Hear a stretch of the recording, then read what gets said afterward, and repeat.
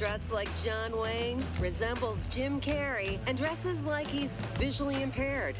Because he is. Insight with Mark Farrell on the Progressive Radio Network. Ah, yes. Thursday, New York City. Gorgeous day. Well, that is, unless you are stuck in traffic due to the General Assembly. It's always like a double-edged sword when that comes to town. You're like, oh, yes, things are going to get done, but things won't get done because of traffic. Mark Farrell hanging out with you Thursday, Friday Eve, New York City. Great show coming your way. We're going to be talking about two incredible people, trailblazers that are leading an organization in a fight against FOP. And they are not alone because there are many people behind them, right in line in solidarity, raising critical funds, doing messaging, creating a movie, which we will see and debut as a trailer right here on Insight on the Progressive Radio Network in moments. We're going to meet one of their offspring as well, who has this condition known as FOP. It's been a crazy week so far. Very quickly, we're going to get to meet our guest. But I had an incredible talk on Tuesday at a school. But I want to share a little bit about this talk, not so much the talk itself. The talk is on resiliency. But what led up to the talk.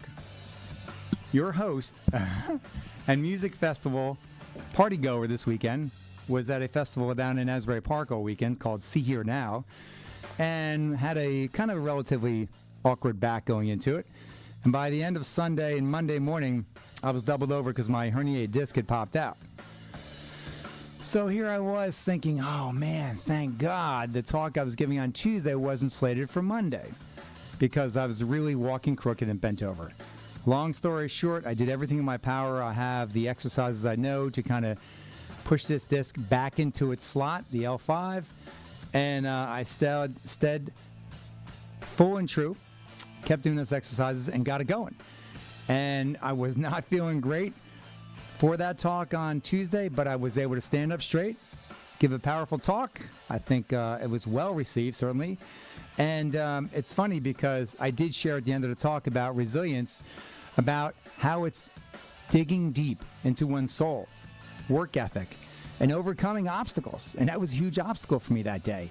Because people don't want to hear that you're sick or you have pain. If you're scheduled to do a big event, one of our guests today owns a restaurant. You think their clientele cares that he's not feeling well? No. They want their seafood, their steak, their order just as they expect or better than the time before. So whatever your audience is, you have to come 1,000% prepare and not complain. But I did use it as a talking point to demonstrate how life is about being accountable, how you have to be prepared, despite maybe not feeling your best, or maybe feeling like just swallowing a whole bottle of Aleve so you can get by that day. But long story short, I survived and I'm much better right now. So maybe you're having one of those days today. Maybe you're struggling with something, whatever your struggle is, whether it's a personal relationship, drug addiction. Maybe it's something that's just an internal demon. You have to face it, and you have to deal with it. So obviously we talked a lot about those issues right here on Insight, and we certainly welcome any calls and comments always at 888-874-4444, 888-874-4444. 7 minutes after the hour. And it's interesting how worlds collide. And I'm so happy how they do, because I have my fingers certainly in a lot of pods, because as a motivational speaker at schools and colleges and corporations, as a DJ for a rock station, as an event host, I'm somebody who's involved with a lot of different circles, happily so. And I love this because I think it's what makes life go round for me. I love meeting new people. I love positively impacting people. And one of these ways is by meeting these guests today. I was actually at a former guest who was on the show here, Theresa Reid. We talked about Beyond Organics, maybe 10 months ago, a year ago. She's in central New Jersey, the proprietor of a Beyond Organics farm, which is a vertical farm, hydroponics, which is doing remarkably well on this beautiful, pristine, idyllic landmark of maybe 500, 1,000 acres of sod field. picturesque. And she has this thriving business. Well, she teamed up with somebody because she's good-hearted, and long story short, and we'll talk about this later, but they had a benefit there a few weeks ago. And I was happy to be able to attend this benefit for FOP. And we'll talk about this and the movie Tin Soldiers that it benefits. But the reality is people come together. And that's what I love about the world that I'm in, that people realize there's a need. And whether it's money, whether it's blood, sweat, and tears, whatever the case may be, people come together in a time of need. And it's my pleasure to welcome two guests this morning. In the studio, Hillary Weldon. Hillary, hello. Welcome. Come on up to that microphone. Hello. Don't be shy. You spoke so elegantly that so night. nervous. And you look divine. I love that T-shirt. Thank you. If you're Facebook Live, you can see she has a wonderful Tin Soldier shirt on, and so does my other guest, Amanda Cali. Hello, Amanda. Hi, Mark. Great to be here. Thanks. Great to have you here, both of you guys. Coming in from Midtown, really hard for you to get here today. And you had a girl sleep overnight. I'm really offended that we, as a gender opposite of you, that I was just declined an invite because of my mere gender. Anyway, we're here to talk about a very, very important topic, FOP, which stands for, hold on a second, I lost my piece of paper, Fibrodysplasia Ossificans Progressiva. And it's a progressive disease that breaks down the ligaments and the tendons and actually calcifies and actually makes bone to bone. A very, very rare disease. And you both have children that have this disease.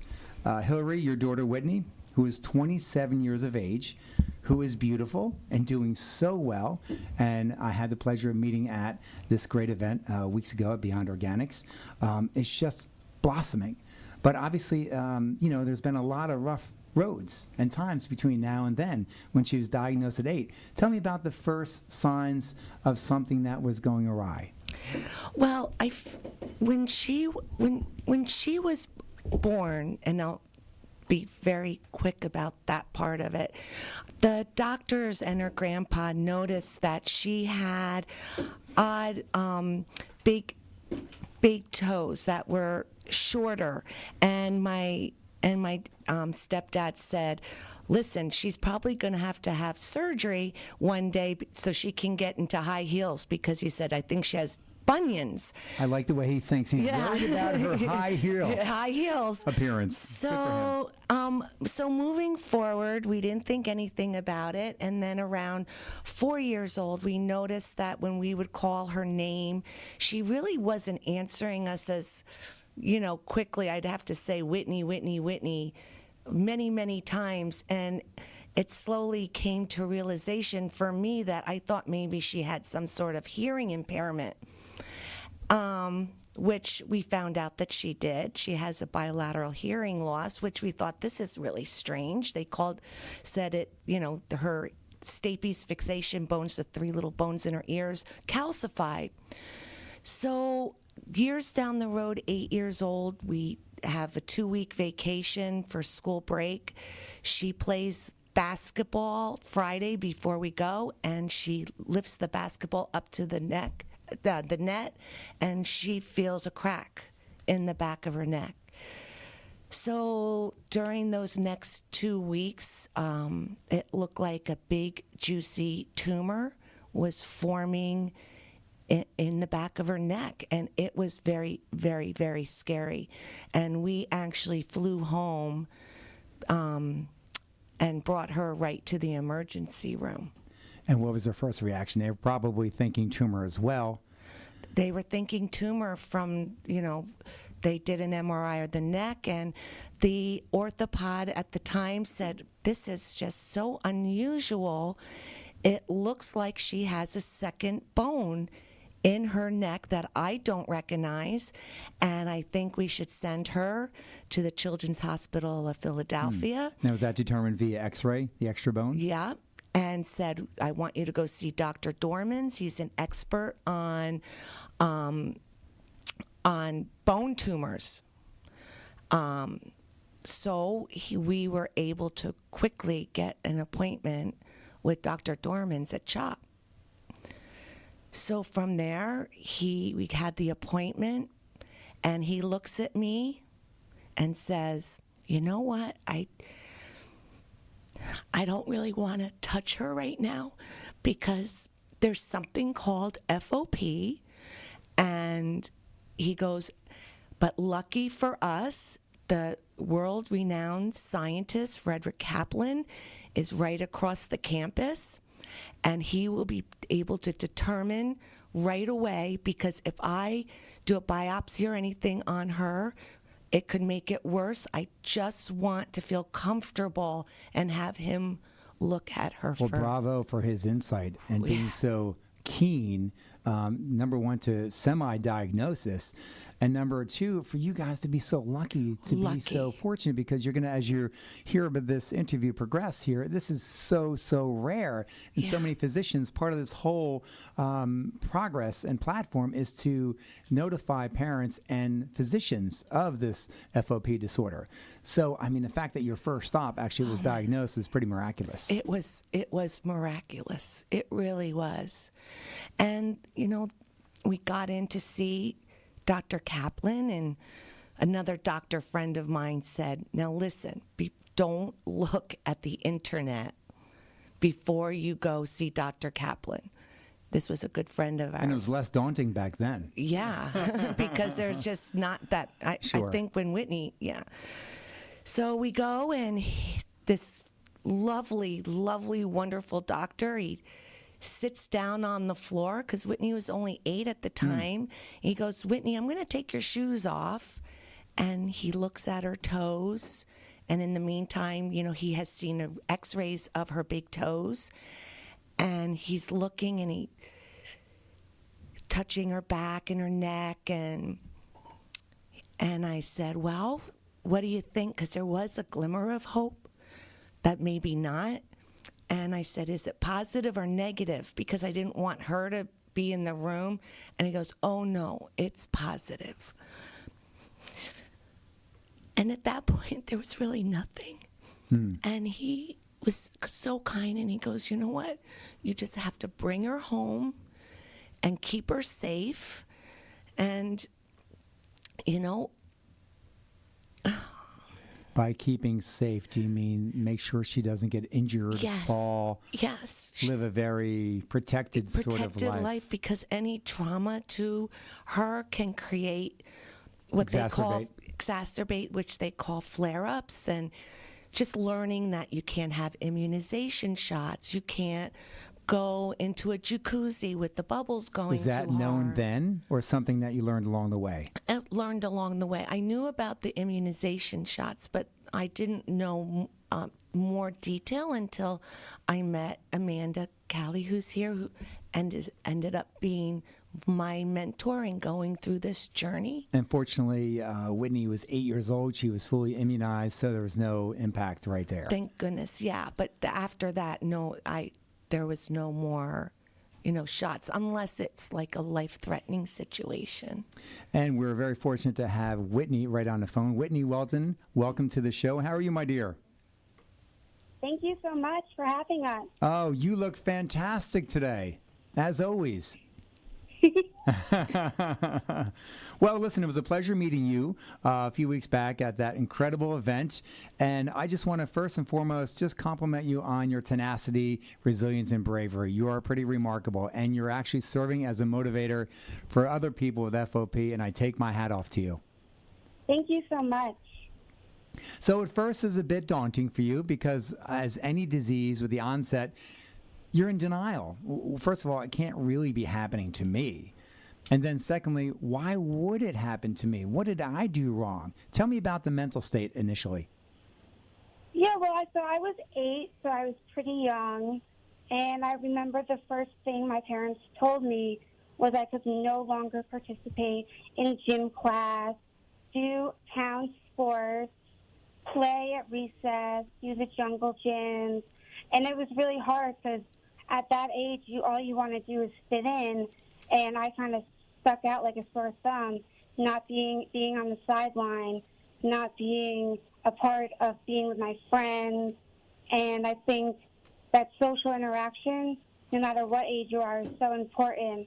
And I believe that when I was younger, I missed out a lot, and I really was bummed that I couldn't be a part of team sports, because that was a big part of being in school. Sure, a rite of passage.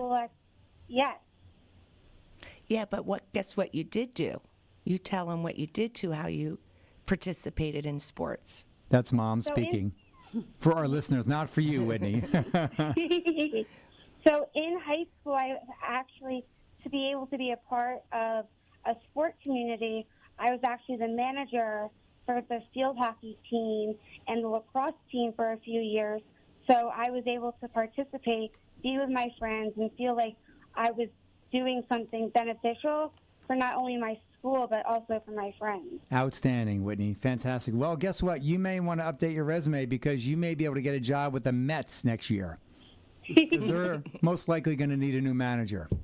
So with that skill, and also with your acumen and your education background, Georgetown University, NYU master's degree, nothing has stopped you. I try not to let FOT stop me. I think it's a part of my life, but I don't go about my day thinking I have it. I just try to make my day, to me, as normal as possible.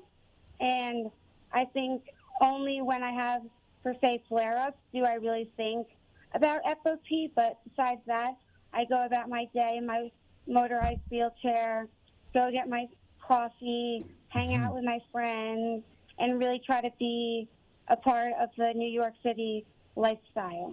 And though you should. And also, you're going to be also possibly working, I'm not sure if you're at liberty to speak about this, but you have a contract with a very, very prominent company in the near future in the HR world. Yes, I do have a big interview next week, and I look forward to continuing that process, and we'll keep you definitely posted on where it leads me. And talk about your role as an advocate. Obviously, this is not something that you sign up for.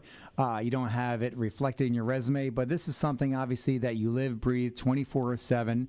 This is your life. This is your family's life. This is your caretaker's life. And as an advocate, you can really open the eyes of someone who's younger than you and possibly older than you, because we all have different seasoned experience, sage advice in one way or another.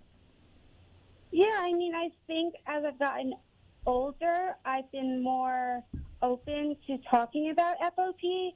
I think when I was younger, I was more embarrassed about it because being different is so hard, and not being able to fit in to the normal lifestyle. You kind of have to do it a unique way. But I was fortunate enough when I was 17 that my parents outfitted a car for me, so I was able to drive for a few years before more of my bones calcified, and that gave me a lot of freedom. And I think that giving hope to the younger generations is so important, because you should never let a condition like FOP stop you from living your daily life. And I had the opportunity to be a part of this great film called Tin Soldiers, and with the hope that we find the undiagnosed, because it's so rare that many people get misdiagnosed, and that's super dangerous.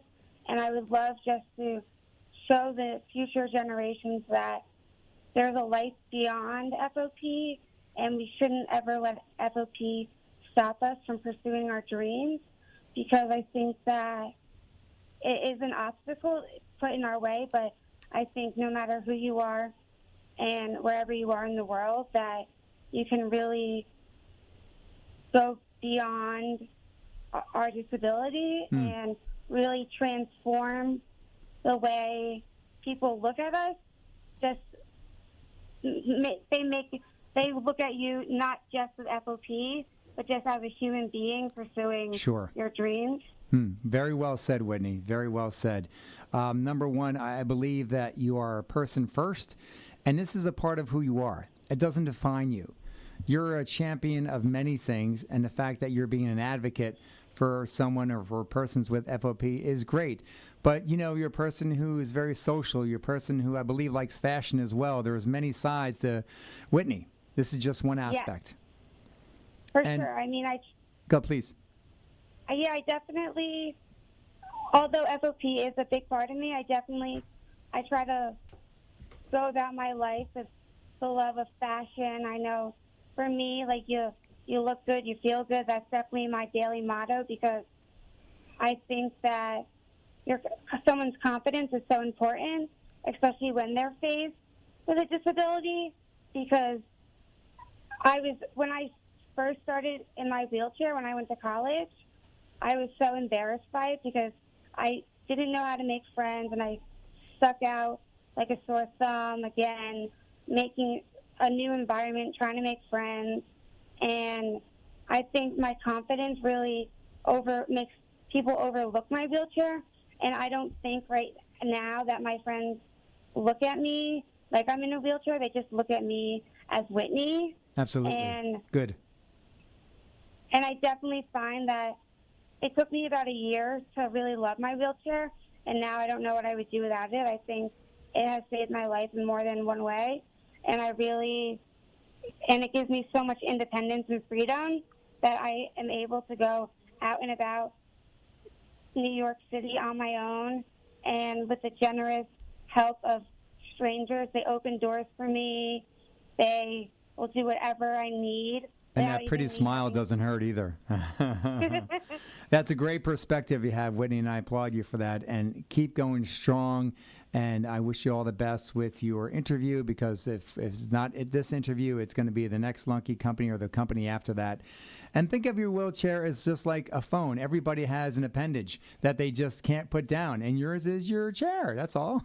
Because everyone is walking around. 2 people literally walked into me on the way over here because they're walking down the street with a phone in front of their face. Yeah, that does happen. I mean, every day there are people who just look down at their phone. Phones are attached to our hips, even mine. I don't blame them, and sometimes I gotta be like, excuse me, like. Pardon me, part the C here. Exactly. And lastly, Whitney, how does it feel to be part of a 80-minute documentary that can really, really change and impact lives globally?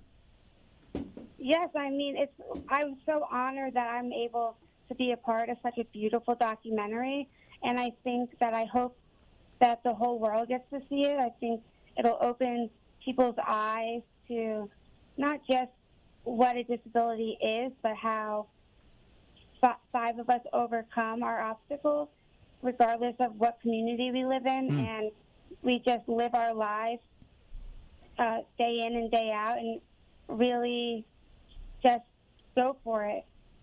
Whitney, I know you're on Facebook, but are you part of, by chance, a actual group that's on Facebook for FOP? Yes, there is a female group. I'm not sure how many individuals are in it right now, but if people have questions, they say they need help doing their makeup because they can't reach their face. People give advice. That's me. It's really great. And I also do talk individually with other FOP patients, and we have a very close connection. But definitely, as I've gotten older, I've been more open to really welcoming the FOP community into my life, because we're all so different. To me, it's very scary. But sure. I definitely, as I've become more mature and stuff, I rely on their advice and they rely on my advice. Fantastic. Good exchange. And Whitney, I'd like to also say to you that I have a rare visual impairment, and there are no glasses or surgery or procedures that will reverse this. but there are clinical trials in place. And of course, within this anomaly, I'm an anomaly.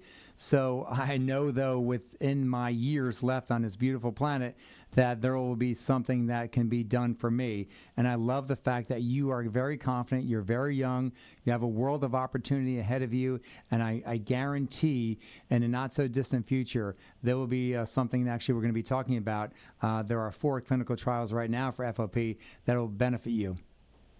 Yes, I mean, I never thought that being 27 now, that we would be in a state where we could be participants in these trials. It's really, really remarkable, and I can't thank the doctors, researchers, other FOP patients for participating, because that's a big thing about trials is we need the people to be able to test these drugs. And with the Tin Soldiers documentary, I hope that we can find more people. So not only do we help them thrive in life with FOP, but they can be able to participate in these trials, because I think that the more people we find, the more hopeful we'll all be in the FOP community to seeing a treatment one day. And I really have to say that I never thought that I would live in a world where we'd find a treatment, or at least something that slows down the bone growth for such a horrific disease. And I think just continuing to live my life daily with my wheelchair and my caregiver, I really don't know where I'd be without any of that. It takes a village. Definitely. No matter what your situation in life, it takes a village. I love to think that way, and people are always there to support you. Whitney, thank you so much. You are so impressive on many levels, and I look forward to seeing your big, beautiful smile soon. Thank you so much. 30 minutes past the hour of 11 o'clock. My name is Mark Farrell. The show is Insight on the Progressive Radio Network. We're talking FOP. I have 2 incredible guests. Make it 3 incredible guests. Whitney just got off the phone. Hillary Weldon is the mother we just spoke to in the beginning of the show. And Hillary, your daughter is just outstanding on many levels. I know it was difficult and very, very verklempt of times where you were verklempt, but understandable because of how powerful and how strong she is. That's great. Yeah, she's a special person. She I'm certainly lucky is. to be your mom. Amanda Cali, welcome back to the show. Hey, Mark. Pull that microphone to you, please. Okay. So your son, Ian, is also a remarkable individual. He is an entrepreneur, 29 years of age, and diagnosed with FOP at age 5. Were the situations similar to how Hillary's daughter, Whitney, was diagnosed? Yeah, I mean, most people with FOP are misdiagnosed. Certainly 24 years ago when our son was diagnosed, most people were misdiagnosed, thought to be cancer, and often received chemotherapy, radiation, biopsies, which, of course, any trauma to a body that has FOP creates extra bone. So any trauma is, pretty devastating, or can be. Not all trauma, but...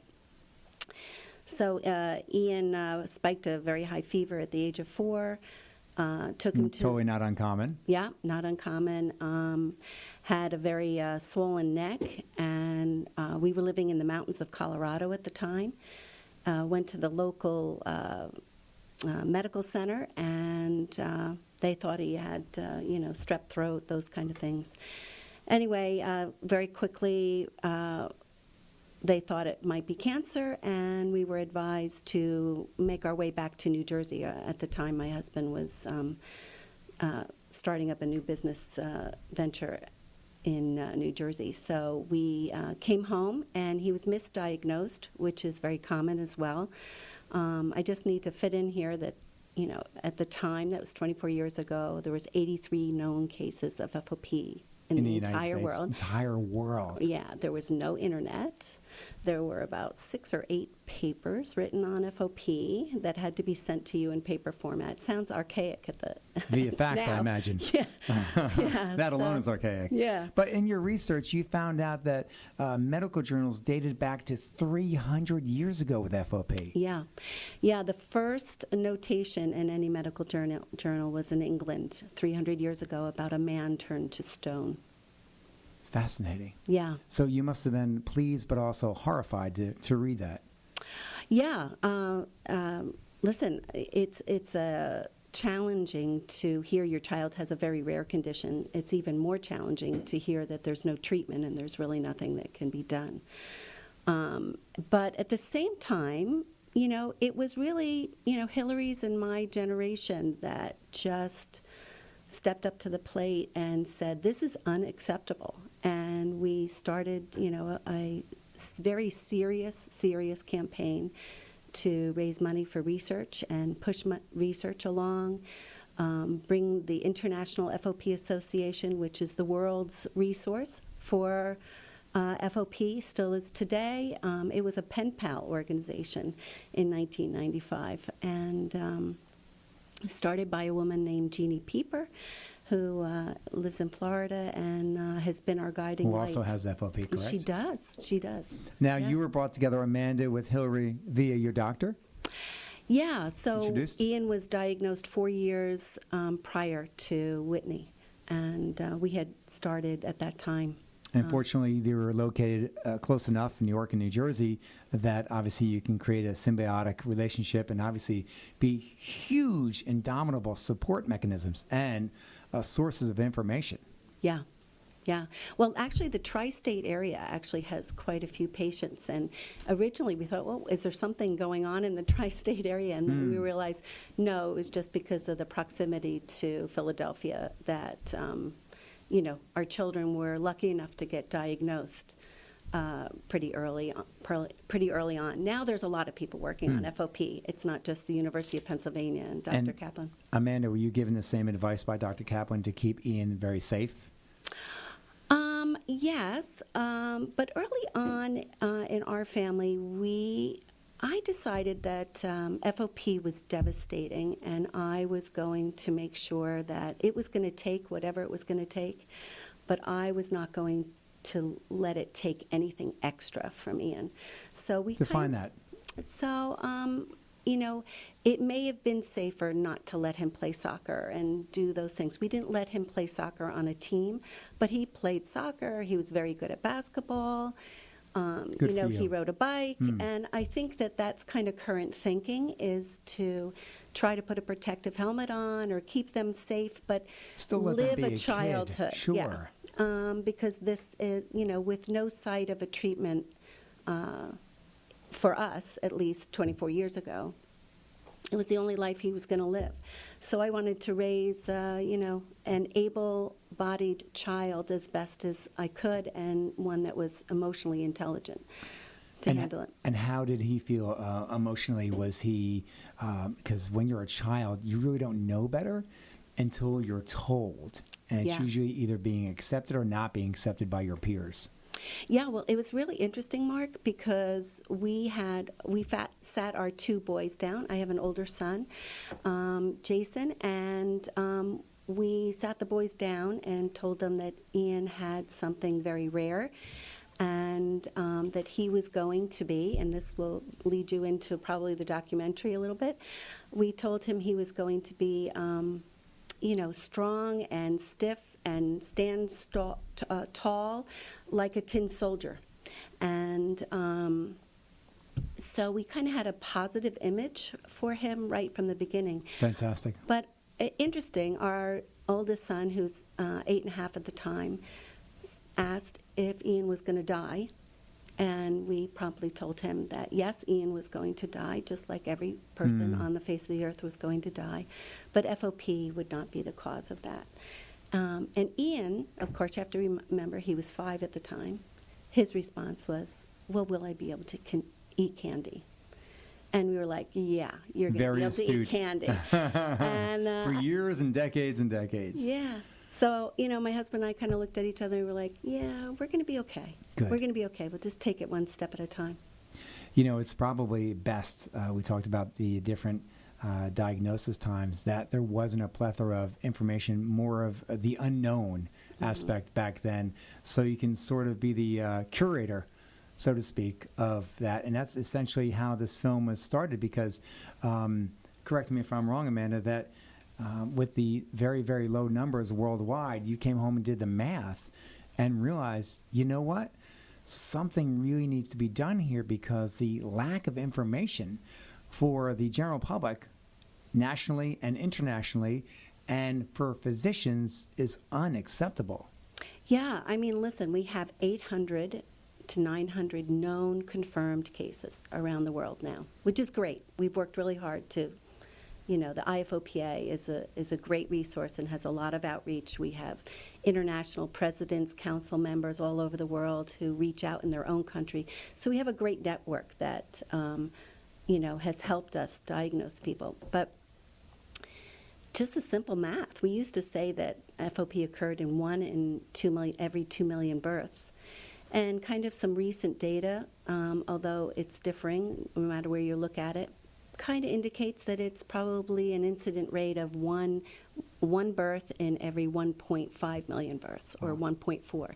So, took a walk one day in the woods, came home, and just sat down and did the math. 7.7 billion people on the earth. Is that from the CDC?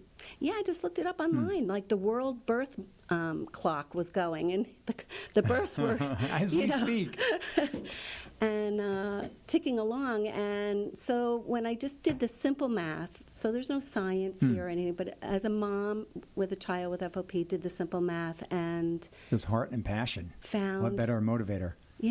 Yeah, 5,500 people probably have FOP across the globe.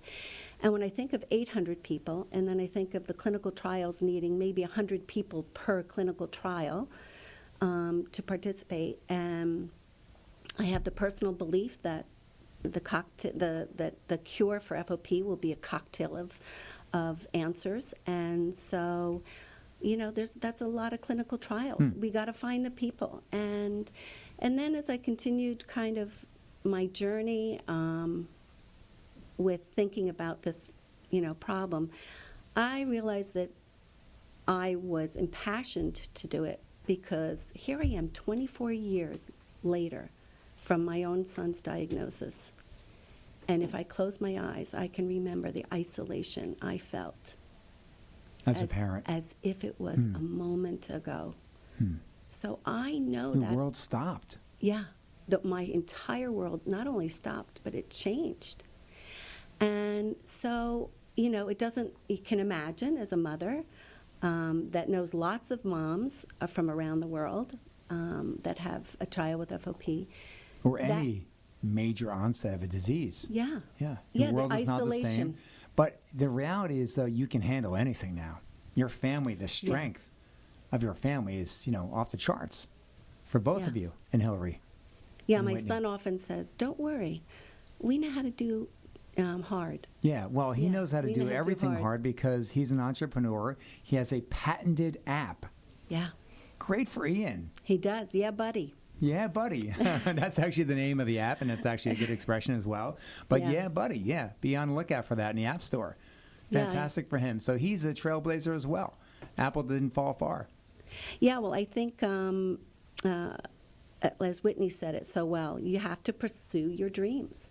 And, Ian has never let FOP define him. He's a graduate of University of Delaware, and just as an entrepreneur, had a concert promotion business while he was in college, all sorts of things. And he's a fine man, like, Hillary. I'm in awe of my own child. Yeah, So. and it makes you become more resilient when you have a disability. You have to do things differently. Sometimes it takes you longer to navigate point A to point B, whatever form that comes in. But the result is, you get to where you want to be. And that's what everybody should have the right and option and the availability to do in life. Because you don't want to sit on the sidelines of life, and watch everything go by because you have a disability. I say in my talks that what you do in life defines you, and my difference makes me stronger because of over all the things. I mean, Whitney's undereducation, her master's, undergraduate degree, same thing with Ian, everything that he pursued. I mean, this stuff doesn't come easily. The meetings he goes to and the resumes and the interviews that Whitney is going for, and putting yourself out there in front of someone who can flat-faced look at you and say, why would I hire you? Of course, that's against the law, but there are people out there who think that way, and we're changing mindsets day by day and year by year, and we're getting a long way. But, I mean, that's the reality. But that's their world. They're driven. They know that it takes hard work and resilience and knocking on doors and not giving up. And they have two parents that proves that. Yeah, a lot of self-motivation. Absolutely. Yeah. So we have the 4 clinical trials, and when are they starting? Well, we're in a phase 3 clinical trial with Ipsen. Actually, it was started by Clementia Pharmaceuticals, and then it was purchased by Ipsen Pharmaceuticals. And that's a drug by the name of palovarotene. And then we have another drug trial going on that Regeneron Pharmaceuticals is doing. And we have BioCris and Bluepoint that are also in the beginning stages. So fascinating time, just fascinating. And there's a lot more pharmaceutical companies in the hopper. Oh, I'm sure. If you can encapsulate or summarize what this medication or medications would do, would it be to break down the bones that have grown where ligaments and tendons were? Well, I'm a mom, so I can't really scientifically tell you what. Mom / everything else. But I think what's most important is that the drug trials going on now are kind of coming at FOP in different ways, and I think that that's the most important.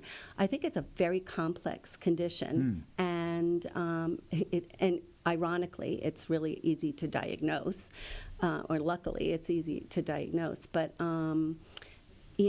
so that's what's most important. Is all the drugs that are hopeful or potential for combating FOP are kind of coming at it at some are similar, but coming at it in different ways, and that's what's most important with rare diseases. That not everybody's going down the same avenue. That's great. And are the doctors, Dr. Kaplan and the other doctors, spearheading these drug trials? The doctors generally research, and so they then provide kind of a treasure trove of data, information that then at some point becomes a potential marketable thought for a pharmaceutical company. There's also the repurposing of some drugs, and drugs that have failed at other clinical trials that may have found to impact bone growth and so forth. And listen, the pharmaceutical companies are interested because not only for FOP and this rare condition, but if you think of FOP as kind of the ultimate test model of bone growth, think of the most common health problems. Osteoporosis, like what Hillary said, with the hearing loss, heart valve problems. There's the baby boomers where they are now. I mean, this could be, gargantuan success. Hopefully that shouldn't be the driving factor, of course. But are Whitney and Ian on board with this for the trials? Whitney is on one of the trials right now, the palo. Yeah. Right. Yeah. That we've got them enrolled. Ian specifically is not. He has chosen to go kind of a naturopathic way of treating what's going on with his body. He has some really energy therapy, and he does some incredible stuff. But he's not going the pharmaceutical route, at least at this point. And Whitney is. She's under one of the trials right now. How long has she been in the trial for? A little less than 2 years. Great. Any improvement? She feels yes. Great. She feels yes. So we're keeping our fingers crossed. All right. Well, one of the initiatives, of course, is to raise awareness, as we're doing today during every and each conversation, as we did a few weeks ago when you had that great fundraising event, which we will talk about. The other is to promote this incredible film, which is also doing this in a macro sense worldwide. It's called Tin Soldiers. It's an 80-minute full-length documentary, and here's a look at the trailer. It steals childhood. Devastation. É difícil aceitar.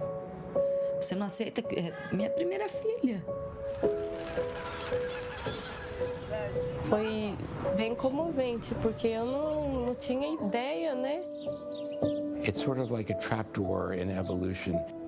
When I was 12, my left hip ossified, and that was like, you're not running, you're not playing sports, you're not going to the gym, you're not doing any of this stuff. And it was like, holy shit, like that's who I am. Eles podem brincar em outro lugar, mas eu não posso. Eles podem correr atrás de FIFA, eu não posso.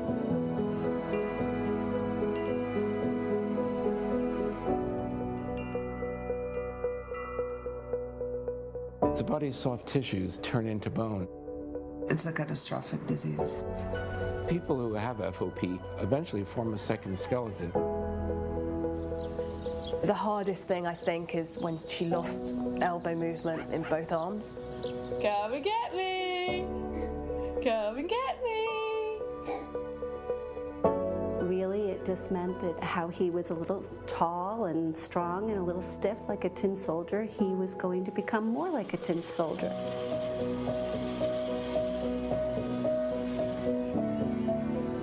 Claro que a gente pergunta, por que eu, né?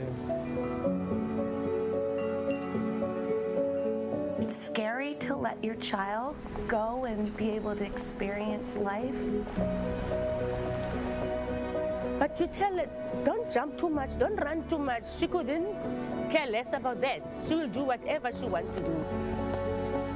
He's taught us to not be sad and that he can have the best life he can, and he is.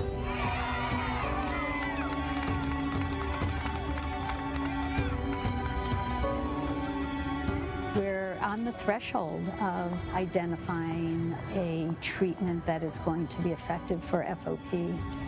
It's certainly, the most exciting time since I've been diagnosed.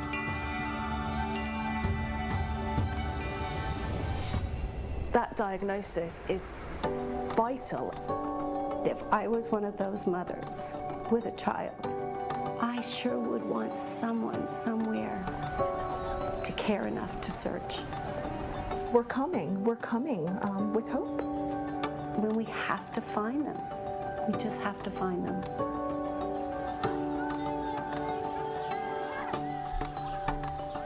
And that's a trailer for Tin Soldiers, 80-minute full-length documentary, and featured clips from Hillary Weldon, our in-studio guest, along with Amanda Cali, with their respective children, Whitney Weldon and Ian Cali. There are a few takeaways from that trailer. The number one line, I think, is the body forms a second skeleton, which is just sort of unfathomable. Yeah, it's the only condition known to mankind where one tissue can absolutely turn completely into another. So muscle literally turns into bone, and the muscle's gone, and the bone is there. As we talked about these concentric circles in the beginning of the show in terms of how we initially got connected, Odette Swegler is the executive producer, I believe, and she is in South Africa, a renowned director in South Africa, and you've teamed up with her. The outcome is phenomenal piece, but it's a shared interest, obviously, in putting this information out there to educate and to inform. Yeah, listen, Odette's done this before, so she did this for motor neuron disease and in South Africa. She's a wonderful partner, and she's a brilliant filmmaker. She's a journalist and a storyteller, really. And I met Odette 9 years ago when she was filming another piece on FOP, and I was very, very touched by how she sees the person with the condition first and the condition second. And her use of visualizations, and it's a beautiful, beautiful film. Oh, it's so well shot. So yeah, and it's compassionately filmed. I'm always bothered as a mother. I don't know if Hillary feels the same way, but I'm always bothered when somebody has to like dramatize FOP. It's crappy to begin with, so it's hard. You know, anybody with FOP can say that. So. Media in general, I'm sorry to say that it's, you know, look at the sensationalism, you know, the teases that you see for the 11 o'clock news, or everything's just a major headline that is just totally incorrect. Yeah, but you miss this incredible, inspiring people. I mean, people with FOP are unbelievable individuals. They do incredible things in their lives. They keep, you know, they're just like the glue for so many people, you know. And the Progressive Radio listenership is worldwide. How can people see Tin Soldiers? Obviously, an aptly named, no less. Yeah. So right now we've got Tin Soldiers submitted to lots and lots of film festivals in Italy, India, Brazil, Russia, Argentina, Sweden, France, Scotland, and the Czech Republic. And filmed in 3 or 4 different countries? We filmed in Paris, South Africa, Brazil, New York. The U.S., the U.K., and France. Wow. And so it's a wonderful story and journey of these people's lives and our search for more people with FOP. And Hillary and Amanda, you had the opportunity to accept, I'm sure, a very respectful amount of money from the pharmaceutical industry, but you declined it. Yeah, well, this Tin Soldiers has been privately funded, and you know, our hope is that we get to show it as many film festivals. We certainly hope that maybe a network like Netflix or Hulu or Apple TV, somebody might pick it up as well. But it's really a documentary with a purpose. It has a purpose, and that is to help us use it as a tool to bring about FOP awareness and rare disease awareness. Sure. Kudos to you, Amanda, because I'm sure with private funding, it was, you know, kind of painstaking, certainly to raise any capital. So to be able to turn down an offer from a pharmaceutical company obviously is very alluring, but at the same time, you may have to drive the ship in a different direction. So great all-around work. I'm going to correct you there, Mark, because I didn't turn down money from pharmaceutical companies. I didn't ask them for money. Okay. So just a slight difference fair there. Enough, but, fair enough. Thank you. Yeah, I'm hoping they'll help us with the outreach program, which we'll do for finding people. And speaking of outreach, the reason why I'm here today, because I met you two fine ladies, is because there's a gentleman named Terry who owns an incredible restaurant in Brielle, New Jersey, Shipwreck Grill, which is my mainstay to go anywhere for a great meal and great conversation. Terry, hi, and welcome to the program. How you doing, Mark? Thanks for having me. And thank you for having a huge heart. Tell me very quickly how you got connected with these two individuals. Well, I've been friends with Hillary for a while, and I met Amanda through Hillary. But this whole fundraiser thing came to light with Theresa at the farm. I buy her products for the Shipwreck Grill. Theresa Reid, Beyond Right, Organics. exactly. And she came up to me one day, and just out of the blue, and said, do you want to do a fundraiser at the farm? And my first thought was Whitney, of course. So then I got together with a friend of mine, Kim Kiss from the B, and we definitely were in. And then we spoke to Hillary and Bill, and it was a go. And from there on, we just started getting participation in different restaurants and you know, food bands. We had Scott Oak perform. Phenomenal. He was phenomenal. And we had restaurants like Joe Leone's, Red's Lobster Pot, Shipwreck Grill, obviously. And we got fundraisers through Bon Jovi. Donated items. Yeah, Dave Bryan is a good friend of ours. He donated a lot. I got Kevin Burkhardt to send me a ball from Pete Rose and A-Rod, and Pat Shermer sent me a jersey from the Giants. It was quite the quiet auction, or a silent auction, I should say. It was incredible. Yeah, it was I mean, pretty the good. product that received, and I'm sure Amanda and Hillary can't thank you enough. Between yourself and Kim, is her name? Kim Kiss. Kim Kiss from the B, it's called? From the B. From the B. Yeah. I love that name. And Shipwreck Grill, I mean, just outstanding. Your network of people that you tapped into is just incredibly gracious of you. ladies, I wish you nothing but the best moving forward with the clinical trials. I know something is certainly around the bend. I can feel it. And we should tell our listeners for more information, log on to or email info@tinsoldiers.org, info@tinsoldiers.org. I'm sure there's their Facebook page, correct? Yeah, Tin Soldiers Facebook page. Just go to Tin Soldiers. You'll Amanda, find it. all the best to you. Yeah, thanks, And Mark. Hello Thank to you. Ian, because I would like to meet this gentleman as well. Hillary, my dear, a pleasure as always. Thank you so Thank much you. for having us. You and Whitney are a great team. Thank you. And I know between the four of you, you guys are going to overturn every stone possible in the medical community and in the private funding community to make FOP a thing of the past. My name is Mark Farrell. This has been Insight on the Progressive Radio Network. The founder of PRN is next. Have a great day. Enjoy.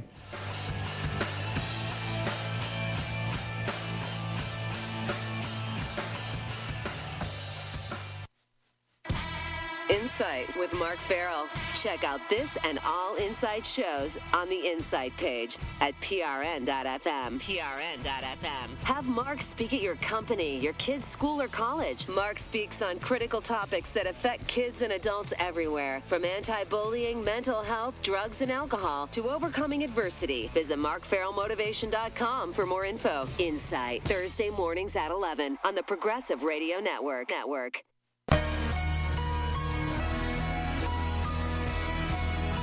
This is PRN, Progressive Radio Network.